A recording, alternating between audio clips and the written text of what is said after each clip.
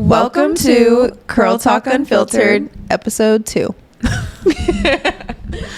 Well, how was your first week In the seat? Yep.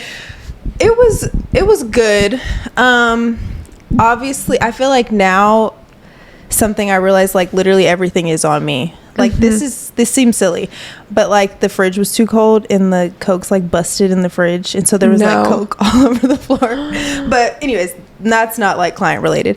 I feel like it was good overall. I did have like one no-show my first week, and I did text her like before and everything, and she just never responded. So that sucked, you know, because I'm just like waiting around, and it's my first week, so I'm like, let's get things going. Right. But honestly, other than that, it went really well, and I don't have any like bad things that I'm feeling like towards it. Yeah. Yeah. Did you, when she no-showed, did you have to charge her? So she was a client from my old salon. And so when I moved everybody's appointments over, I didn't get cards for them. Right. And so she didn't have a card on file. And so I just had to mark her as a no-show and block her from online booking. Gotcha. But she still has not texted me back to this day. She's lucky. Yeah, she's lucky. Honestly. Yeah, she's lucky that card wasn't there. Yeah, but no. And the only thing is, like, when I was moving all my clients over, I texted them. And so I'm like, I know we've talked before, but then I deleted all the text messages because they were all in my phone. Right. And so I'm like, I know we've talked before and you confirmed that you were going to be here, and now, you know, you're not here. Yeah.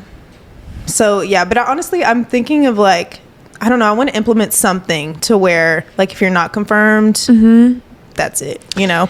Yeah. I don't know. Like, if you're not confirmed, your appointment's canceled. Yeah. Yep. Because I've seen people do that, and I'm like, well, yeah, I mean, you should know the day before if you're going to come or not. You know? So I'm still trying to, like, it's weird being in a new space because you don't know where anything is. You don't know, like, the best way to put stuff. And so I'm, like, walking across the salon to get to shampoo because I don't have anywhere to put it yet. And it's just, like, making things harder on myself. Yeah. And I just need to find ways to, like, make things, like, simple and easy to find, you know? Right. In storage, they don't... Not much? Not much. Don't have a lot of it. So I'm like, I need more storage stuff. Yeah. What did your clients say?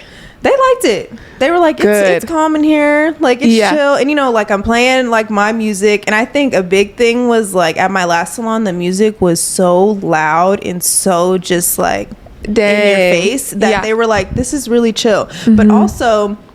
love my clients, but it is kind of weird to not be able to go anywhere, like to go to the back room. Like, we do have a break room, but like you're just kind of in there with them. Yeah, you know, like when they're processing, if we're in a conversation, I can't just be like, okay, bye, I'll see you in 45 minutes, you know? Yes.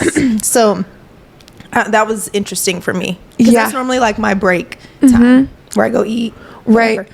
Sorry. And a lot of times too, I feel like when you are in a bigger salon where you have a break room, you don't have to like announce to your client, like, I'm going to go eat lunch. Yeah, you can just say, I'm going to go to the break room really quick. Yes. Or like, okay, you're going to process and like, I'm going to clean up. I'll see you in 30 minutes. Yeah, it's weird because they just see me doing all the things. So I'm like, okay, well, we're here and we're talking for the whole 4 hours, you know?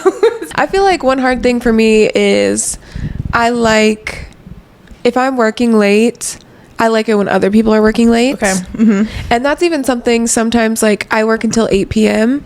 And at my first salon, everyone worked till 8 or 6. Yeah, it was like normal. That's how my last salon was too. Yeah. Like a ton of people worked. Yeah. And at the last 2 salons I've been at, sometimes people work late, but a lot of times it just works out that like when I'm there till 8, other people aren't.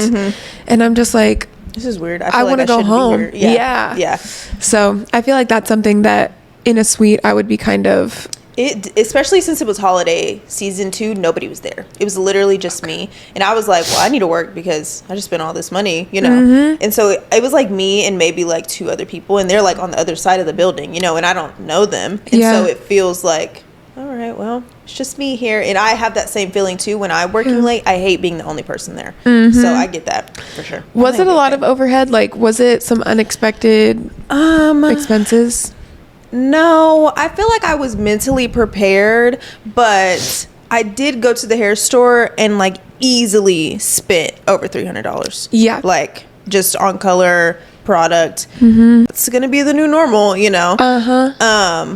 But also then I only buy what I need, and I'm not like not like getting money taken from me, that you don't need all of that money for whatever I'm going to be using, you know? Right. So it feels like for me, like this morning I texted my client like, hey, what are we doing to your hair? So I can go get exactly what I need for her hair instead of like having a surplus of everything else, you know? Right. But no, I mean, and I feel like I was like slowly gathering things too as I like leading up to it. So it didn't have to be like one big $1,000, you know, trip purchase. Yeah. I think sometimes people are scared to go out on their own suite-wise because they do think it's going to be like a few $1,000s of and like I mean, maybe stuff. to start, like, but since mine was so spread out, it's like girl math. Like to me, it didn't feel like I spent that much money because I was like, oh, $200 a month ago. Like, okay, you know. Yes. But if you do it all at one time, it's going to feel overwhelming. Yeah. Because I've talked to a lot of people that open their own suites and they're like, yeah, it was like $10,000 to open my suite. And I'm like, what did you put in there? Oh my God. Yeah. I'm like, what do you crazy. need? But I've talked to like 3 people that said that. And I'm like, well, maybe they just, I don't know if it's bougie. Yeah. That's what it is. Literally. And I feel like I'm kind of bougie. Like, too. I feel like one thing I'm really bougie about is capes. I like a nice cape. Capes. Yeah. And I maybe have 6 capes. I think it was like almost $500 for all 6 of the capes. Oh my God. Yeah, no, it's crazy. No, that's why people are spending $10,000 to open their suite. But I bought 2 at a time. Okay. They're $75 a piece. Okay. Are they like waterproof? Are they literally everything that color proof? They're not waterproof? They're not waterproof or color proof, but... So what are we paying for? They're like a really nice quality. Okay. I mean, they're not going to get your shirt wet, but I still put like a towel underneath, especially with curly hair. Yeah, because there's water everywhere. Yes, and then they're not color proof because they are other colors. Like, none of them are black. Okay. Every salon I've worked at has black ones capes, already. Yeah. So I got like a cream color cape. I have 3 cream color capes. Great for... I am messy. Yeah, but cutting on dark hair. Just hair cutting on dark hair. Yeah. And then I have some brown ones. I want some brown ones. I like brown. For me, I love like putting on a brown cape and getting my hair cut on a brown cape. Okay. I love. Or the cream ones are good too. Okay. But it helps me too whenever people are like, I don't know what split ends look like. I'm like, I'll show you right Let here. me put on literally basically a white cape on you. I'll show you. Yeah. But that's why I'm bougie with those. I think that's a good thing to be bougie about though. Because then it changes the experience. It makes it a little bit nicer of an experience. Exactly. More luxury. More luxury. Yeah.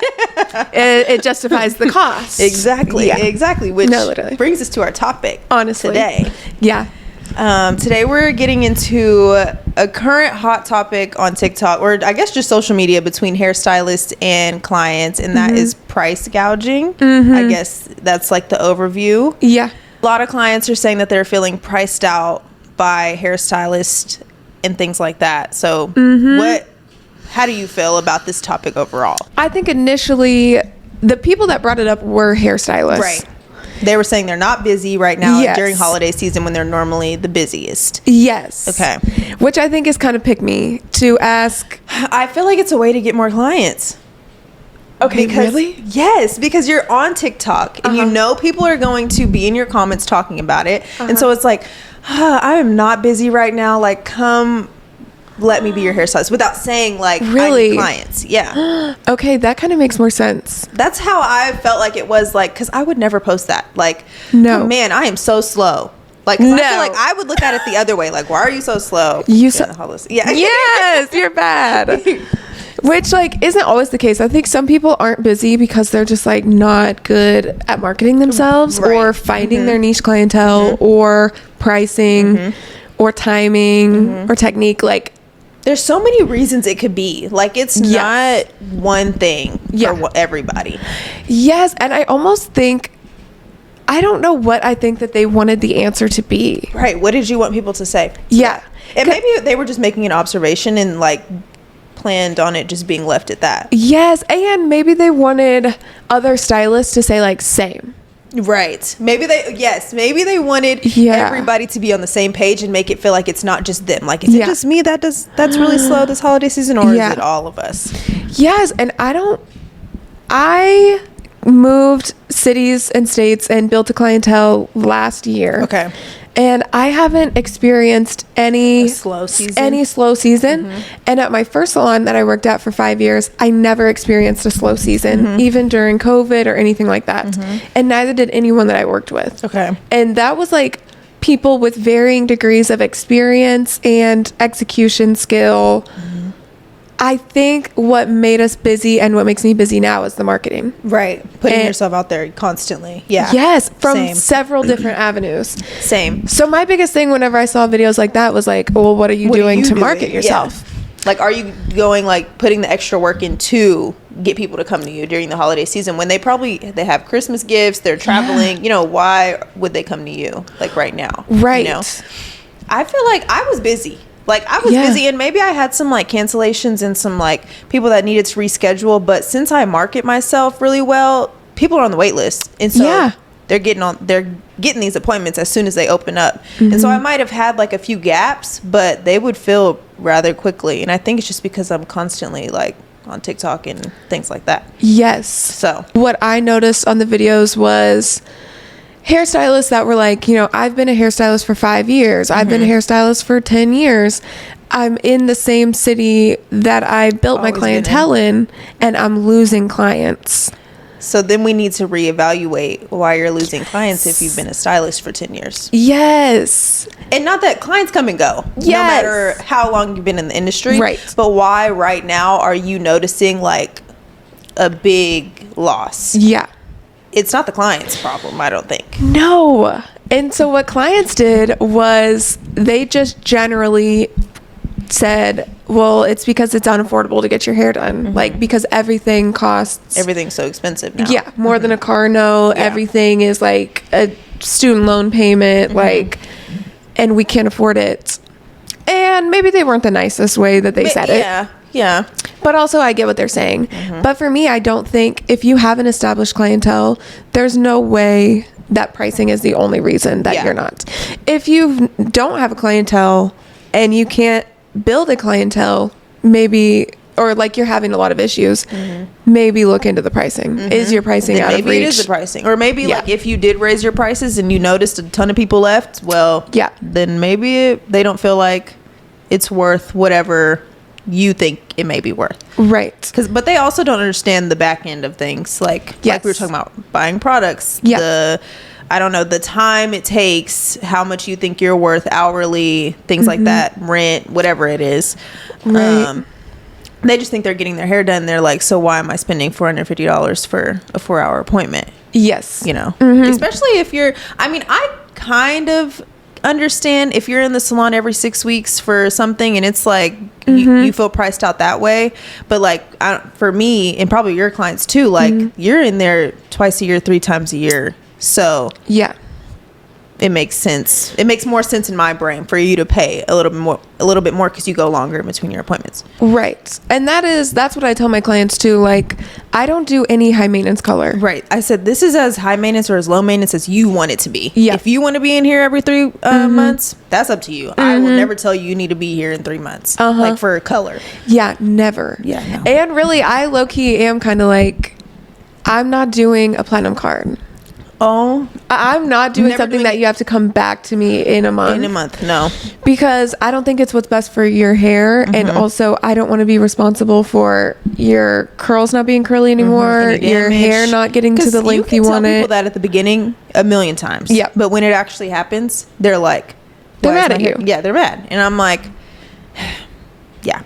Like, well, we talked about this. Yes. And that's something I tell all of my clients. This is kind of off topic, but I pretty much only do balayage. And I'm just like, because I don't want you to come get this touched up for 8 months. Right. Come see me in 8 months. Yeah. Love you, but you don't need to see me until summertime. Yes. I want you to get at least one haircut before you come see me for this color again. Yep. And that's normally the norm. I'll see them for a haircut and then I'm like, okay, let's book your color appointment next time. Yes. Yeah. There's a few reasons why a hairstylist would up their prices. Okay. I think like if we're talking to clients about maybe the confusion as to why 5 years ago you could get a highlight for $90. Yeah, for 150, something crazy. Yeah. Like, and now like lowball, you're getting it for a couple $100. We all know, we are all experiencing inflation, no matter who you are or where you're at. Yes. And so I feel like what makes people think that if the price of groceries went up, the price of hair color has also went up too.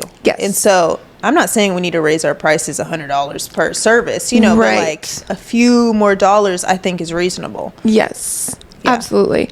And I always say that, like, every year since I've been a hairstylist, I've raised my prices at least $5 a year. Because you have more experience now. You've been behind the chair longer. You probably feel more comfortable. For me, I just raised my prices like $10 to $15. Yeah. And I had my prices the same for over a year now. And so it felt reasonable. And even then I was like, oh my God, like $15, like, but most people are like, okay, anyways, booking the appointment, like, because it's not that big of a deal, because the quality, I guess, is what they want to pay. Right.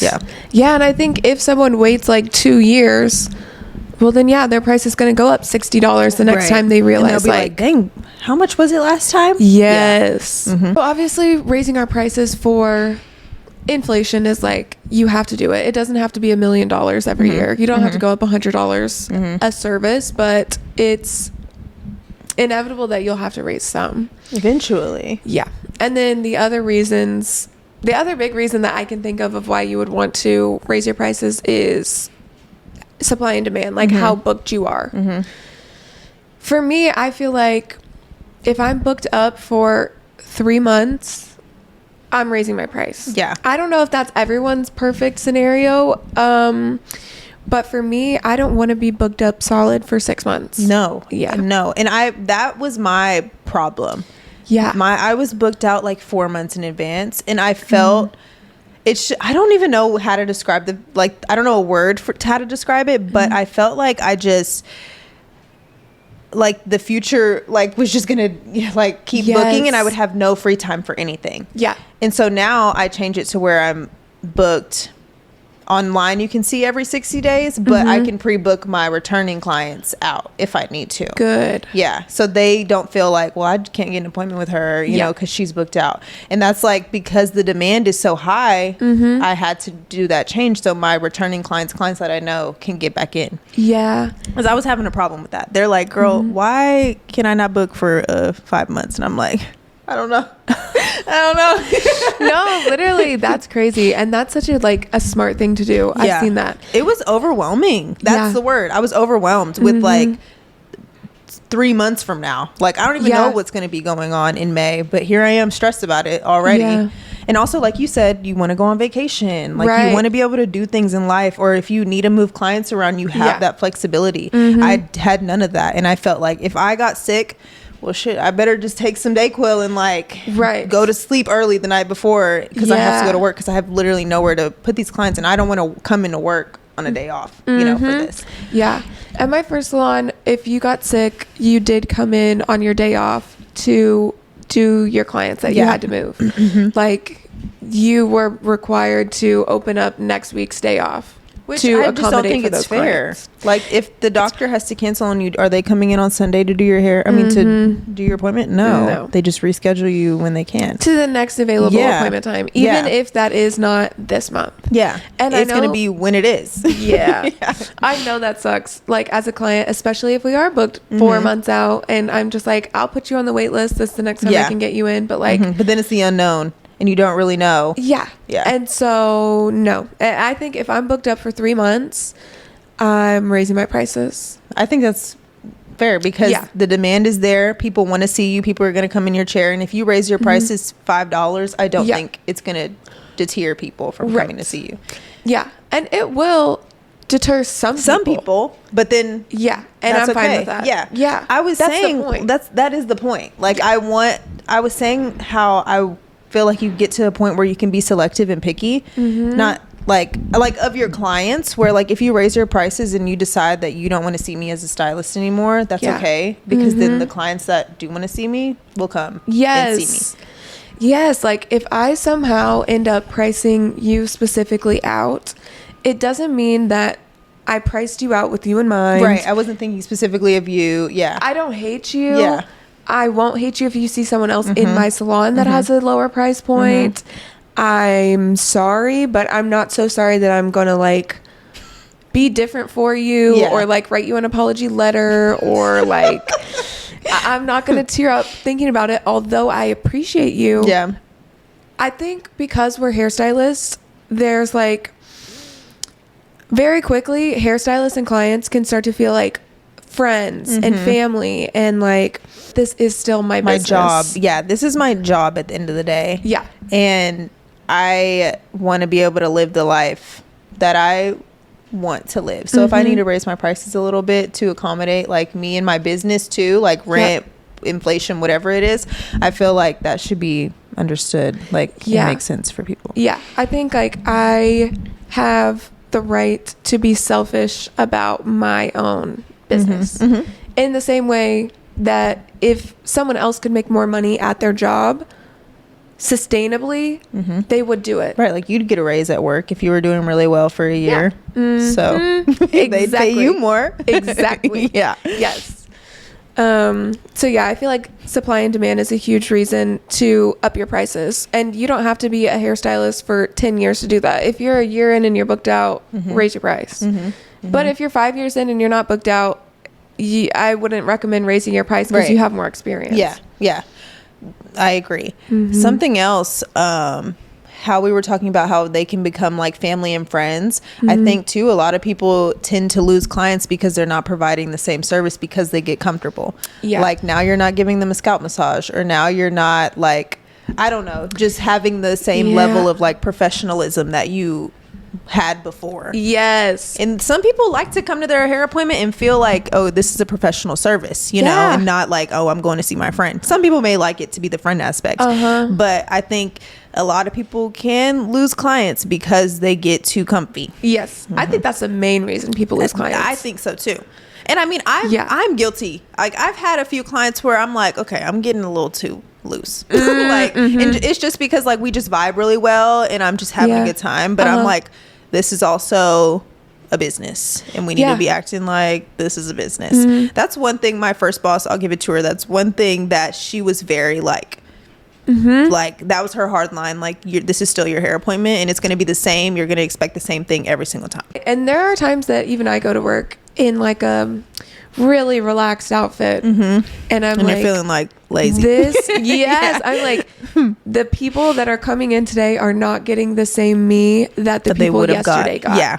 And it's not that they're not getting the same level of haircut or level of color, but I'm not in character kind of, which that's also what people pay for.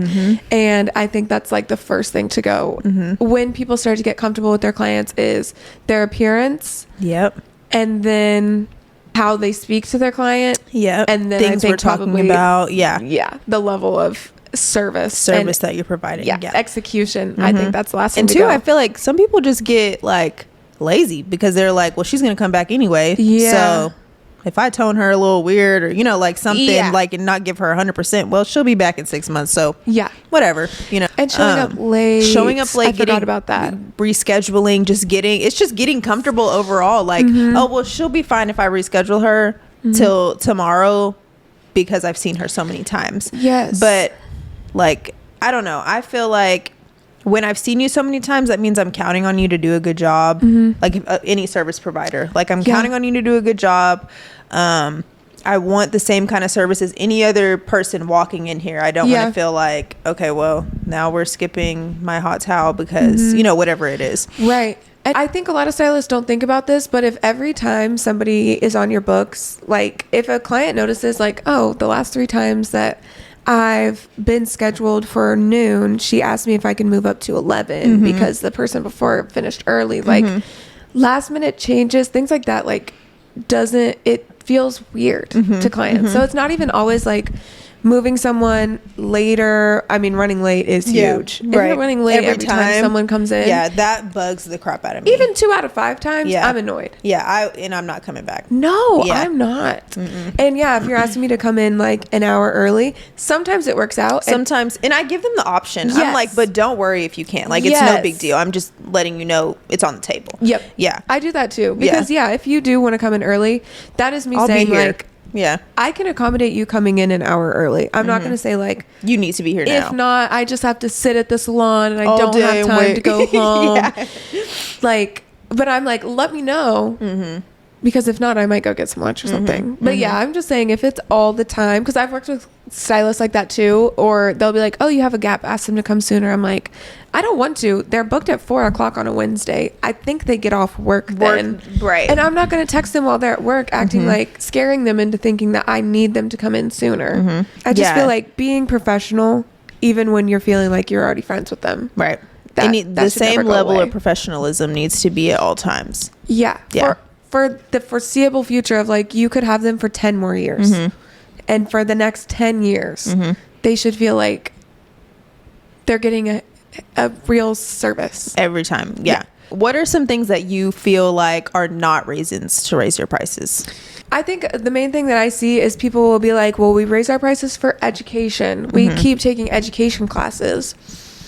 But I don't necessarily think just because you've paid for an education class and gone to it that you need to raise your price 10, 15, 20 bucks. Because does that make you like an expert at that? No. That class that you took? No.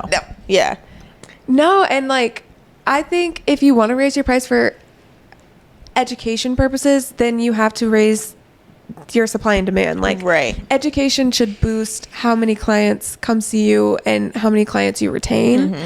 So ultimately, because of that education course, you should get more busy, which means you should up your prices. Right. But it shouldn't be just because you took a class. Yeah. Yeah. And also, like, do you tell clients, I raise my prices because I took this class? No. I mean, just because I've taken like a reso class doesn't mean I'm like, yeah, I've upped my prices because I took that class, so now I'm certified. Whatever it is. I don't say that to them. I just spent $2,000 on this education class, so you need to pay me back for that. Like, no, that's not how that works. No. Like, you take education so you can get better, not so you like can rub it in your client's face and expect them to pay you more for it. I guess. And if you want to get busier off an education class, you have to like tell your clients via however you're marketing yourself that you're taking that class. Back to marketing. It's all one big circle. Yes. Like, and if you have some clients that are on the fence about seeing you again, but you're posting on your stories that you're like flying to LA to go to this nice class, and like, here's everything that you're doing at the class. And then maybe you take a couple like free or discounted charged models to take content to post about the class, and then people start booking you, then you can like, that's how your class works for you and how you raise your class for education. I think that's the biggest thing that I've seen and I've heard in response, and I think clients are like, what do you mean education? I genuinely don't know what happens at education. Like, that's not something you can talk to them about and then expect like to understand what that even means. I feel like another reason is, you said this one, is comparison. Seeing like, just because somebody else in your area charges X amount of dollars doesn't mean that you should also be charging X amount of dollars. Or just seeing people online, because I've looked at like hairstylists that don't live in Texas and I'm like, man, they are charging a lot. But does that make me think, well, I should probably be charged? No, because we're two different people and they've been doing hair for however long and they may have done education, but that's how I think, because I'm a hairstylist, not because I'm a client, and they've worked their clientele up to that, right? So they start, they're booked and busy, and that's fair. Like, you don't just start out charging $500 for a full balayage. You work your way up. And you choose your pricing based on your own goals, right? Your own expenses and your own goals, and what kind of clients you really want to attract. To have, and what kind of clients you have around you.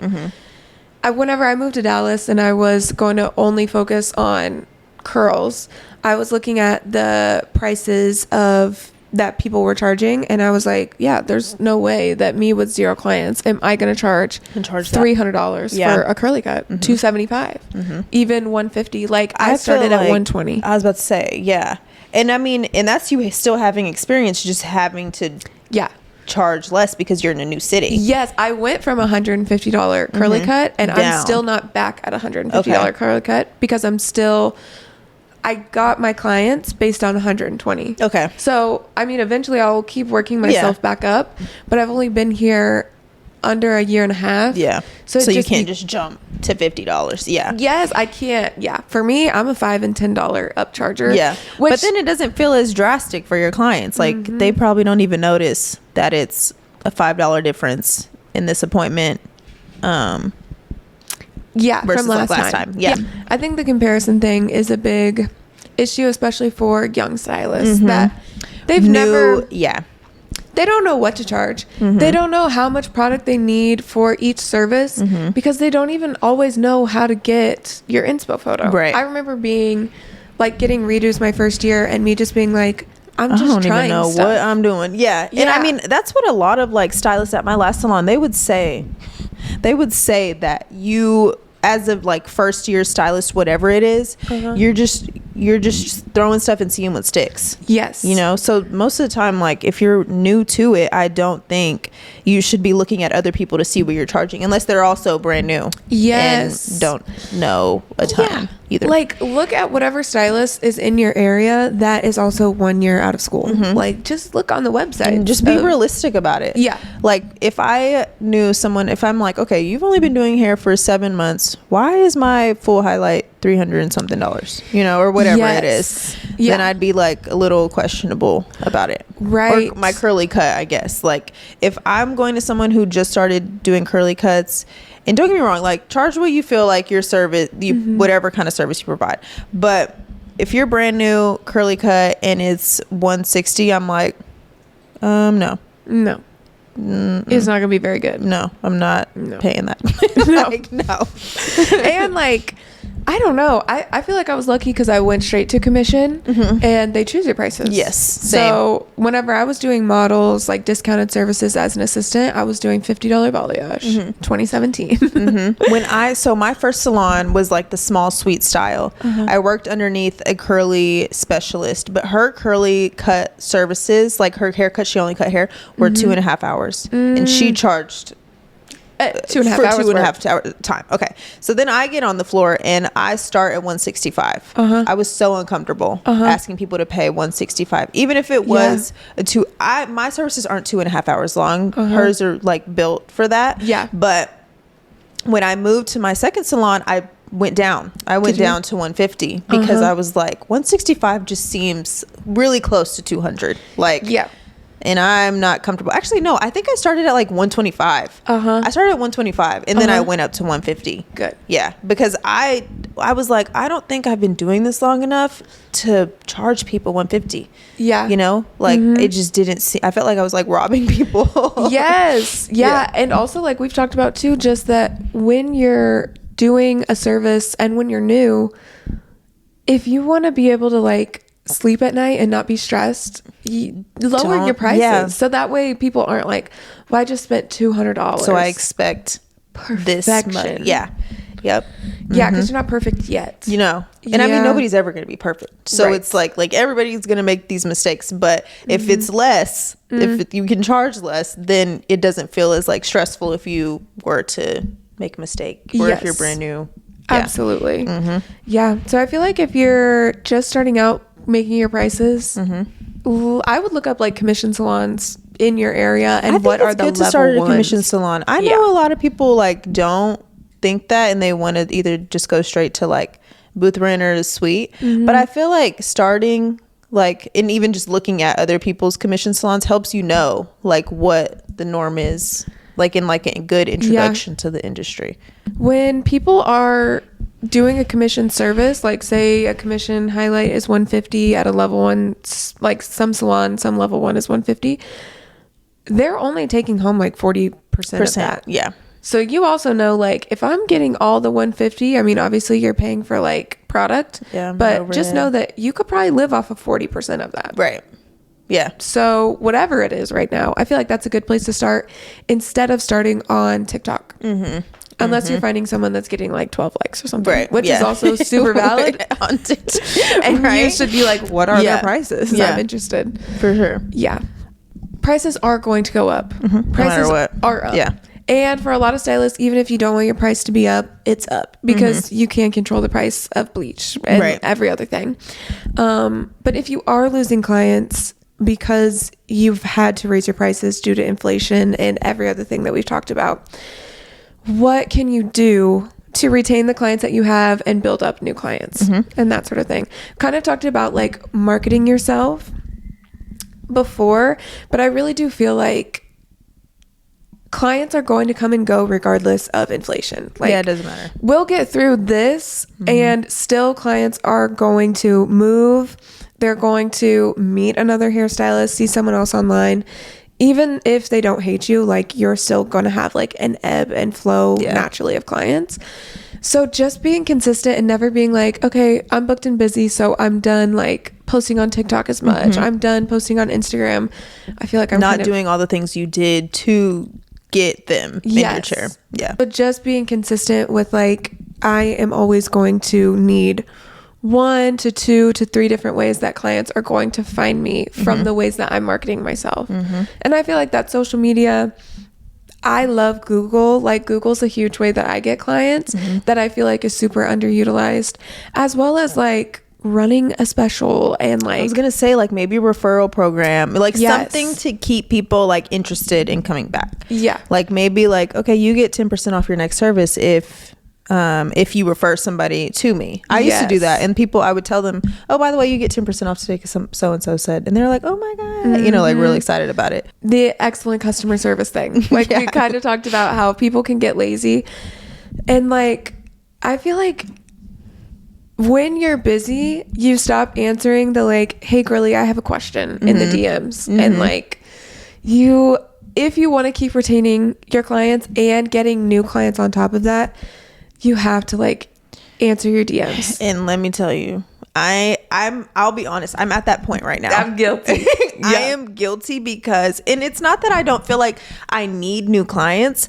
I just feel like I'm at a point where I'm so booked that if I miss this DM, it's not the end of the world. And it has nothing against that person. Like, it's not like I don't want to do your hair, but it's just like I am so busy that I don't even know if I can have you come in for a consultation, because you're not going to get in for months down the line, you know? So that's, I'm guilty of not answering. Like, just I'll see and I'm like, dang, it's been 2 days and I forgot to respond. No, that's realistic. And there are some that I just kind of, but I do think even if there's some sort of like automated message that you can send back. And I've seen people do that too. We know that we can. Even Instagram will give us them. Gloss Genius will give us them. And just one that immediately is just like, even if it's like, hey, I'm probably not going to get back to you, the best thing for you to do is to book online.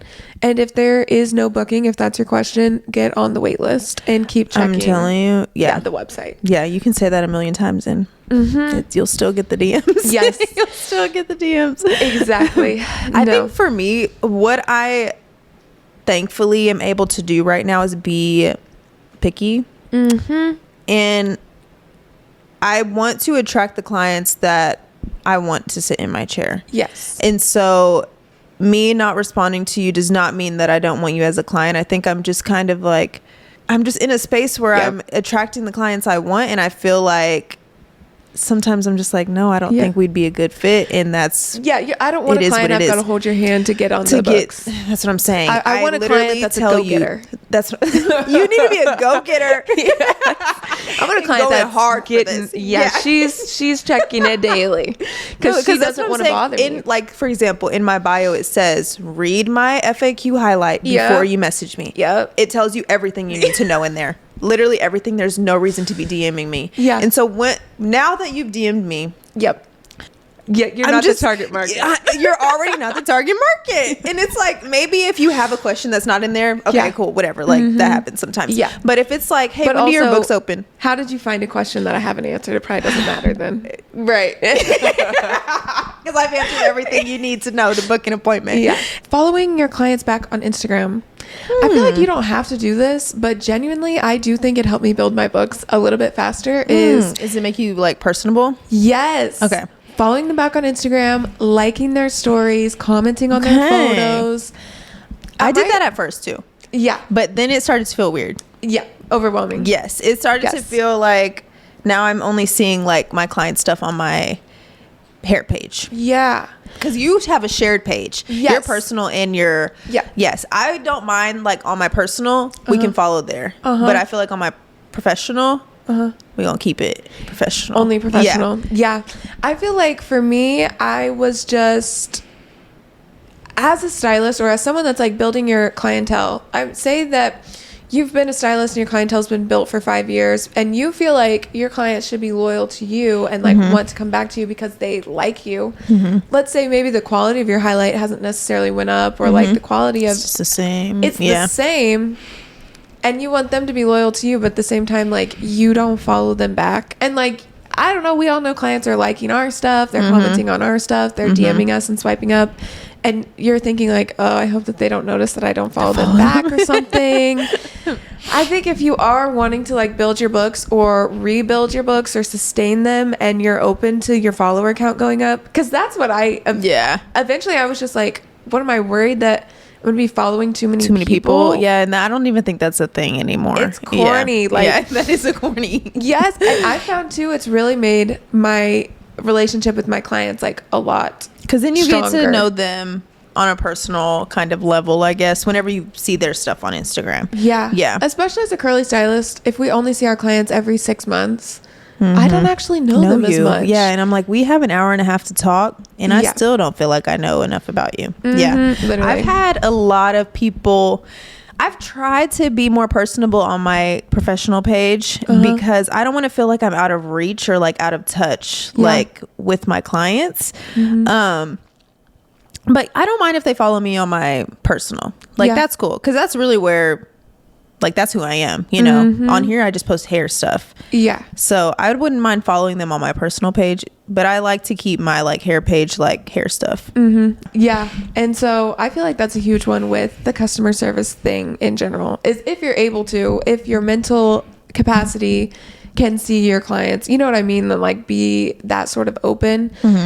I feel like it makes a big difference when you're retaining clients. For sure. Yeah. If you're wanting to keep your clientele, you have to be interesting. I think you have to. You can't be boring. Everyone's cutting hair. Yeah, everybody. They can go find somebody else to cut their hair. I feel like if I have an appointment and we're just sitting there and quiet, like because some people just aren't chatters, and that is okay. Right. But sometimes most of the time they're the ones that come back anyways. But sometimes there's some where I'm just like, I feel like you're not gonna come back because we can't hit the mark on like where we relate to anything. Yeah, that's so true. Yeah, and I try and be interesting to where it doesn't feel forced, you know, where it feels like genuine, you know. Yeah.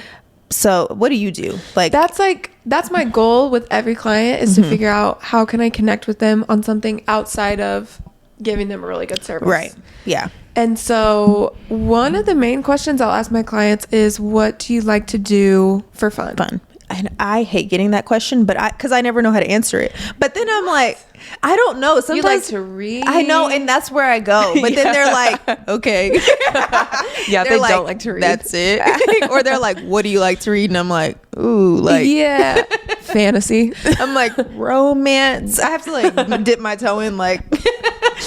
That is so but true. Then like if we do relate on that, then it's like that's what we're talking about the whole entire time. Yes. So and you're really connecting deeper, and they'll come back and be like, so what are you reading right now? Yes. And it's the easiest thing to talk about the next time too, without having to remember like that they're a nurse or something. Right. Those things don't connect with me, like your occupation, but what you like to do for fun. And we can talk about that. We'll find something. They'll usually give you 3 things.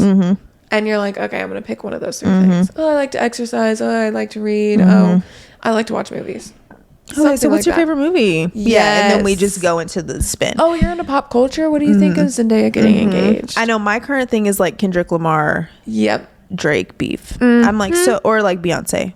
You know, like I try and like bring up what I like and see if they can relate, and if they don't, then I'm like, okay, yes. So then what do you like? Literally. And like that will open them up. If you're connected that way, they're gonna start telling you their secrets. They're gonna start telling you things that they can't tell their parents, they can't tell their best friends. Yes. They can't tell anyone that knows them. Yes. And they're going to come back to you and update you on it. You're their secret keeper. You're the only person they can talk to about this, pretty much. Because you're their only friend that's not friends with all their other friends. And then when they do that, tell them a couple of yours. Yeah. I think they should tell you 3. You tell them 1. I think we should keep a tally of how many secrets you told me. Yes, because if you're not keeping some of theirs, they don't care about yours. Right. It's weird that you're just offering too much of your life. Let them tell you quite a few things, but then once you've both been a little bit vulnerable with each other, they're going to come back. It's funny because I've been seeing my hairstylist. I've been seeing her for a long time, like since I was like 17, 18. And I felt like for the longest, she was a mystery to me. And I kind of liked it. Okay. Yeah. And it's weird. But like for the longest, because during her appointment, she's pretty quiet. Like she's kind of just like do your hair kind of vibe. She'll small talk. But I feel like this past like 2 years since I started doing hair, now we have like a connection. And so now we can talk the whole service. But at the beginning, we didn't really talk that much. But I was like, she's cool to me. Like something like, I don't know. She was just like cool. Yeah. She's a little mysterious. And so it kept me like coming back because I felt like she was cool. Yeah. But she was just chill. She wouldn't even like do too much. Oh my God. And that's another thing. Like being a person that your client wants to like be. Yeah. Or at least be friends with. Yeah, exactly. Like, oh, they're cool. I like what they have going on. I like their vibe. I like how they dress. Like any of those things. That will help you keep clients. Yeah. I feel like it's just all about being relatable. And not that you have to be relatable to everybody, but at least to the people you want to like keep in your chair. Yes. Yeah. 100%. If you're a client who's frustrated with a hairstylist price increasing, if you're a client that's frustrated with limited availability, like here are some reasons that I think that you guys should cut your stylist in your area a little bit of slack. I think I probably speak for all hairstylists. Maybe I don't, but speaking at least for me and a lot of people I know, that I deserve to run my business in a way that benefits me, and you deserve to support a business that benefits you.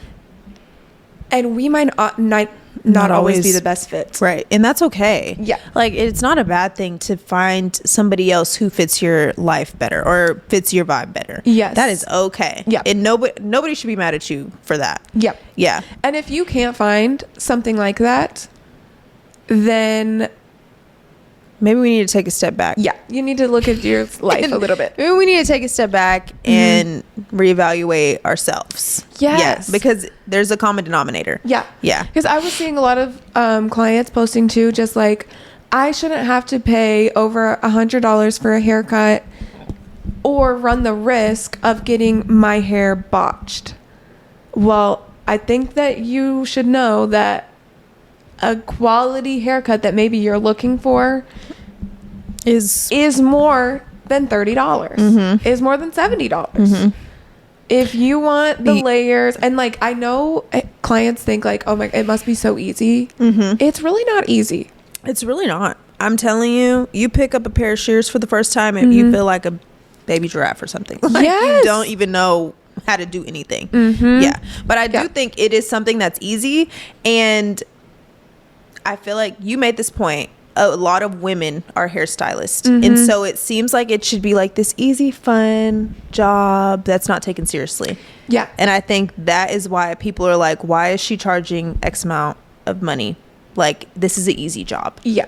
When it's not. It's like, not. I'm standing on my feet for 10 hours a day. My shoulders are screaming. Yeah. Like I don't know, and it takes a certain amount of skill. Not everybody can do it. If everybody could do it, then everybody would do it because it's easy. Yeah. You know? Yeah. But it's not.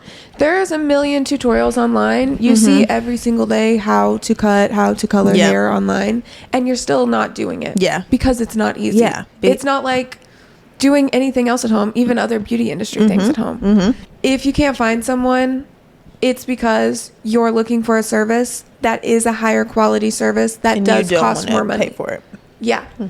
And if you're upset that, you know, you've been seeing a stylist, you really like her, and then she doesn't work on Saturdays anymore, and that doesn't work for you, just know that if you need Saturday appointments for the rest of your life, there will always be somebody who works a Saturday, but they might be new. Yes. Yeah. And you will have to recycle hairstylists about every 2 to 3 years. Unless you're finding a stylist that's only a year, you know, like she's about to take off her Saturdays. Like, but. And maybe some people just love working Saturdays and they'll always work Saturdays. Yeah. But I started doing every other. And now I'm to the point where I'm only doing it for return clients. For you. So, I mean, in my like new clients, they'll message me like, "Hey, where are Saturdays?" And I'm like, "They're closed." Yeah. But there's so many other people that work Saturdays. So I'm like, you can find somebody that works Saturday. Yes. I just don't like working on Saturday. Yes. So exactly. Yeah, I do work Saturdays, and I'll work Saturdays for the foreseeable future. I don't mind them. You can't expect people that have like a fiance and a family and like to work Saturdays forever, especially if they have kids. Like that's when kids are out of school. Yeah. Like, and even single people that are interested in having a Saturday off. Right. Like, yes, more power to you. But for me, I don't see any reason for me to take Saturday off, and I but I'm not mad at anyone who takes it off. Yeah. I feel like it's like doing what's best for you. Yes. All of us should just do what's best for us. Exactly. And if, as a client, if that's finding a stylist who works on a Saturday, then that's what's best for you, and nobody's going to be mad about it. Yes. Yeah. And if you're upset over the inconvenience of finding a new stylist, you are being extremely selfish. I was about to say. Yeah. I'm like, I don't. There are so many things to get frustrated about in life. And that should not be one of them. Yeah. And a grown adult taking off Saturdays for the first time in their life. I'm 26. I've worked every Saturday since I was 15. Yeah. I stopped working Saturdays because I would always have new clients and they would no-show me. Yeah. And that was my final straw. Yeah. It happened like 3 weekends in a row. And I'm like, I got up, got dressed, came here, and you no-showed your appointment. So now that's why it's only for returns. And it's only returns that I know are going to be there. Yeah. Yeah. And I feel like when you do take the every other Saturday off, you're about anywhere from like 6 to 12 to 14 months away from no Saturdays. Yeah. I know. I'm already looking at June like block. Yeah. When your stylist starts taking every other Saturday off, just start preparing yourself. Yep. And I mean, I have some that come from out of town. Yeah. And so that's why I'm like, I got you. I will work a Saturday for you. Yep. But yeah, I don't know. It felt like it was what's best for me. Like you said, people with fiancés, he's off on Saturdays. Yep. And so now we can do stuff instead of only having Sunday and he's trying to chill, you know, like we just need more time. Exactly. And yeah, when that inevitably happens to you, I feel like clients just think like stylists are like lazy or ungrateful or whatever the case is. And it has nothing to do with you. Yeah. It's nothing to do with you. It has everything to do with living our lives outside of work, our job. Yeah. If and when I change my schedule to working like a more traditional schedule that's like, you know, not afternoons, not Saturdays, I'm not asking you to take PTO time. Okay, but can we please talk about it? Because you're taking paid time off. Yeah. And I'm not asking you to me about paid time off. Yeah, because I'm paying on my time off. Yeah, I'm renting on my time off. Right. I saw this argument and it bugged me so bad because I'm like, you are taking paid time to come and sit down and get your hair done. Yeah. I have to take a sick day to get my hair. I don't feel bad. I do not feel bad for you. Like, because you could find somebody who worked a Saturday if you didn't want to take your PTO. Yep. We don't have PTO. So maybe that's why I don't have any sympathy. I have never had PTO at any job that I've ever worked at. No. And so if I need to take off, well, I'm not getting paid for however, if I go on vacation, well, not getting paid that whole week. Like, I don't have that option. No. And we're paying. Literally, I'm paying rent to go on vacation. Yes. Like, in a place that I'm not going to be at. Yes. Yeah. I took time off to go see my family for Christmas. I'm paying while I'm there. Yeah. That was the thing too. Like, I saw people being like, you need to recognize your privilege of being able to take, you know, whatever time and make your own pricing. You need to recognize your privilege that you have PTO. Yes. Are you crazy? Okay, so it's the system, right? It's the way the system is set up, but we're in it. It is what it is. Yeah. But like, you need to recognize your privilege in the fact that you even have PTO to take. Yeah, and because nobody said you have to have your hair done. Sorry. Yes. Interrupted you. No, literally. And it's like, when I decided to be a hairstylist, I was in high school. Every adult in my life told me that's a bad idea. I started this career with no financial help, little to no verbal support, and like knowing, I just assumed I'm going to be broke forever, and that's fine because this is something that I want to do. Yeah.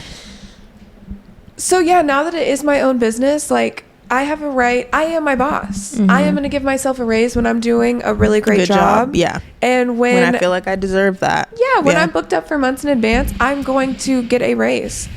And I mean, if it weeds out the people that don't want to see you, then it is what it is. Yeah. If it weeds out the people that don't want to see you be successful, cool.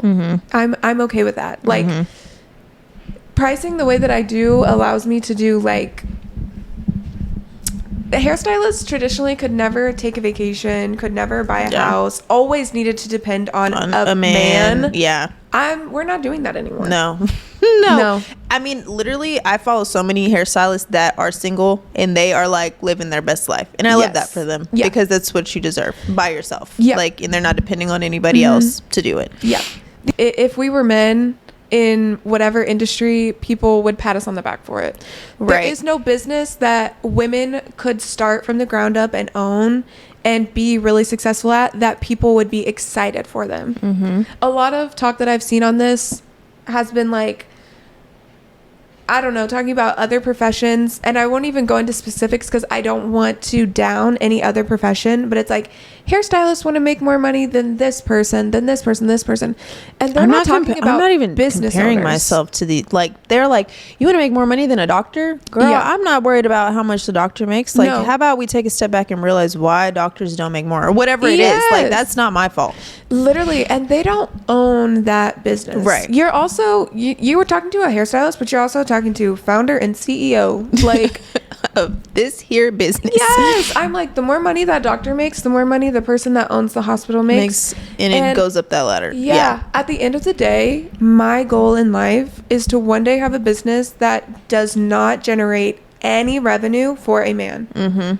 Right now, I pay rent. I'm still at a woman-owned business, but I'm not sure who owns the building landlord, that we rent from. Like, one day I want to own a building, never give any money to a man.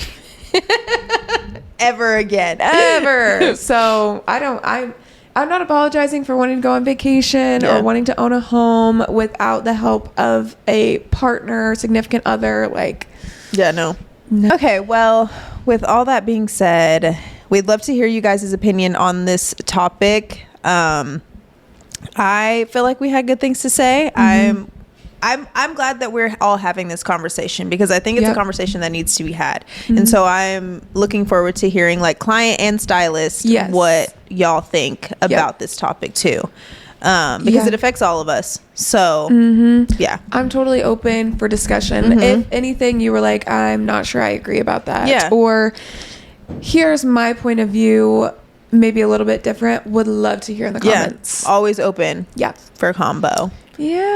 Well, second episode. Thank you for listening to episode 2. We'll talk to you guys in a couple weeks. Bye, guys. Bye.